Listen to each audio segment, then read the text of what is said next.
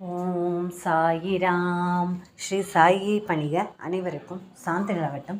நல்லதே செய்வோம், நல்லதே நடக்கும். சாய்ராம். பார்த்திங்கன்னா, நம்ம ஒரு சைடை நோக்கி போய்கிட்டே இருப்போம். நமக்கு லட்சியம்தான் பெருசு, மற்றதெல்லாம் அதுக்கப்புறம்தான் அப்படின்ட்டு நம்ம பாட்டுக்கு போயிட்டே இருப்போம். ஆனால் போகிறது நல்லது தான். ஆனால் எதையுமே அனுபவிக்காமல் போகக்கூடாது இல்லையா? நிறைய பேர்த்துக்கு புரியல. அதுலேயும் என்ன நினைக்கிறாங்கன்னா, வெற்றி அடைகிறதுனா என்னென்னா காரு, பங்களா, நகை, நட்டு இதெல்லாம் வாங்கினா தான் வெற்றின்னு நினைக்கிறாங்க. அது கிடையாது.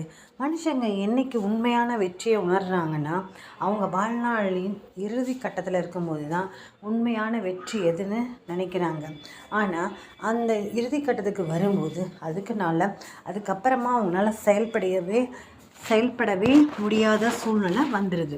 அப்போது நீ அப்போ நினச்சி என்ன பிரயோஜனம்? ஒரு பிரயோஜனம் கூட கிடையாது.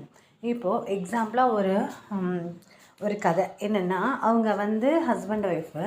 அவருக்கு நிறைய காசு சம்பாதிக்கணும், கார் வாங்கணும், பெரிய பங்களா வாங்கணும் அப்படின்னு ஆசை.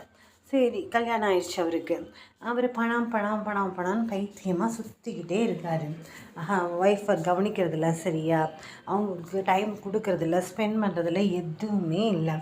அவர் நினச்ச மாதிரி அவர் நல்லபடியாக ஒரு வேலை செய்கிறாரு, பிஸ்னஸ் செய்கிறாரு, நிறைய காசு பணம் சம்பாதிக்கிறாரு, ஒரு பெரிய வீடு வாங்குறாரு, தோட்டம் வாங்குறாரு, காரு வாங்குறாரு, எல்லாம் நகை நட்டு வேணுங்கிறது எல்லாம் வாங்குறாரு. ஆனால் பார்த்திங்கன்னா, அவங்க ஒய்ஃப் அதாவது அன்பாக வரும்போதெல்லாம் அவங்கள நிராகரிச்சுக்கிட்டே இருந்தாங்க. கடைசியில் அவங்க ஒய்ஃபு சரி பரவாயில்ல, இவன் காசுன்னு அலையிறான்ட்டு அமைதியாக இது பண்ணிக்கிட்டாங்க. அது அமைதியாக இருந்துட்டு போயிட்டாங்க. ஆனால் அவங்க பார்த்திங்கன்னா, அவன் லைஃப்பில் எல்லாம் சம்பாதிச்சோன்னே சரி இனி வாழ்க்கையை ஸ்டார்ட் பண்ணலான்ட்டு நினைக்கும் போது பார்த்திங்கன்னா, காலங்கள் உருண்டு ஓடிடுது இல்லையா, வயசாகிடுது. அப்போ என்ன நீங்கள் காலத்தையெல்லாம் மிஸ் பண்ணிட்டீங்க, இப்போ வாழ்கிறதும் ஒன்று தான், வாழறதும் ஒன்று தான் அப்படின்னு அவங்க ஒய்ஃப் சொல்லிடுறாங்க. அது உண்மை தான், சரியா? எந்தெந்த காலகட்டத்தில் எதை அனுபவிக்கணுமோ அதெல்லாம் அனுபவிச்சிடணும். நம்ம வாழ்க்கையில் இன்றைக்கி நான் பேசுகிறேன்னா இது நாளைக்கு வராது இல்லையா? அதனால் இந்த டைமில் நம்ம என்ன செய்யணுமோ அதை செஞ்சுக்கிட்டு போயிட்டே இருக்கணும். இந்த நேரத்துக்கு நம்ம டிமிக்கி கொடுக்க ஆரம்பித்தோம்னா அந்த நேரம் நம்மளுக்கு டிமிக்கி கொடுக்கும். அப்போ எந்த ஒரு செயலும் செய்ய முடியாத மாதிரி சூழ்நிலைகள் ஆளாயிரும். நம்மளுக்கு எல்லாம் இருக்குது, நாம் ஏன் செய்யணும், நம்ம என்ன பண்ணணும் அப்படின்ற நினைப்பும் என்றைக்கும் வரவே கூடாது. அரை மணி நேரத்துக்கு மேலே ஒரு இடத்துல உட்காந்துட்டு இருந்தோன்னா நம்மளுக்கு அது அனர்த்தம் தான். ஏதோ ஒன்று செய்யுங்க, வீட்டில் இருக்கவங்க ஏதோ ஒன்று செய்யுங்க. ஒரு ஜன்னலை துடைக்கலாம், கதவை துடைக்கலாம். இந்த பாட்டிகள்லாம் தான் சொல்கிறேன், அவங்களாம் பார்த்திங்கன்னா மருமகள்லாம் சமைச்சு வச்சுருவாங்களா, சாப்பிட்டுட்டு அப்படியே உட்காந்து நாடகம் பார்த்துட்டே இருக்கிறதா வேலை. அந்த உடல்களை கூட கவனிக்கிறதில்ல. அதைத்தான் சொல்லுவாங்க, இறந்ததுக்கப்புறமா பார்த்திங்கன்னா நம்ம எதையுமே கவனிக்காததுனால இந்த ஆன்மா தான் அல்லோலப்படுமாமா. அந்த ஆன்மா தான் நம்ம கூட வரப்போகுது. அந்த உடலை விட்டு உயிர் நீங்கிற கடைசி ஒரு இது எதுனா அந்த ஆன்மா தான் நம்ம கூட வரப்போகிறது. அந்த ஆன்மான்றது தான் நாம். ஆனால் அந்த உடலும் வராது, யாருமே கூட வரமாட்டாங்க, கட்டின பொண்டாட்டி வரமாட்டாங்க, பெற்ற பசங்க வரமாட்டாங்க, நம்மளை பெற்ற அம்மா அப்பா வரமாட்டாங்க, யாருமே வரமாட்டாங்க. நம்மளுடைய ஆன்மா தான் நம்மக்கிட்ட வரும். அதுவும் நம்ம அப்படின்றது ஆன்மா தான், இந்த உடல்ன்றது கிடையவே கிடையாது. அதனால இந்த காலத்துக்கட்டத்தில் என்ன சந்தோஷம் இதை செஞ்சிடணும். அடுத்தது என்ன அதையும் செஞ்சிடணும். அதுக்கடுத்தது என்ன அதையும் செஞ்சிடணும். ஐயோ காசு வேஸ்ட்டாக போயிடும், அது வீணாக போயிடும், இது வீணாக போயிடும் செய்யாமல் விட்டுட்டிங்கன்னா அதுக்குண்டான சந்தோஷங்களையெல்லாம் இழக்க வேண்டிய தருவாய் வரும்.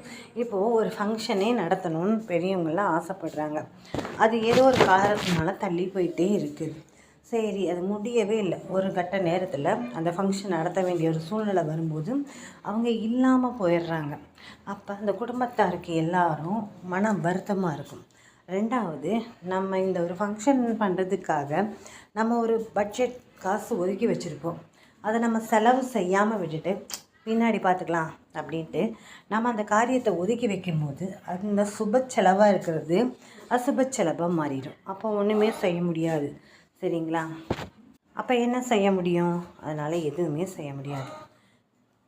அதனால் என்ன செய்ய முடியும்? நம்ம தான் நம்மளோட பொறுப்புகளையும் கடமைகளையும் வேலைகளையும் வேலை செய்ய கற்றுக்கணும். அப்போ தான் அது அந்தந்த காலகட்டத்தில் நடக்கும். கல்யாணம் நடக்கணும், குழந்தை வைக்கணும், அதுக்கப்புறம் ஸ்கூலில் சேர்த்தணும், படிக்க வைக்கணும், பொண்டாட்டி பிள்ளைகள் எங்கேயாவது வெளியே கூட்டிகிட்டு போகணும், ஹோட்டலில் நல்ல ஹோட்டலுக்கு போய் வேணுங்கிறது வாங்கி தரணும்.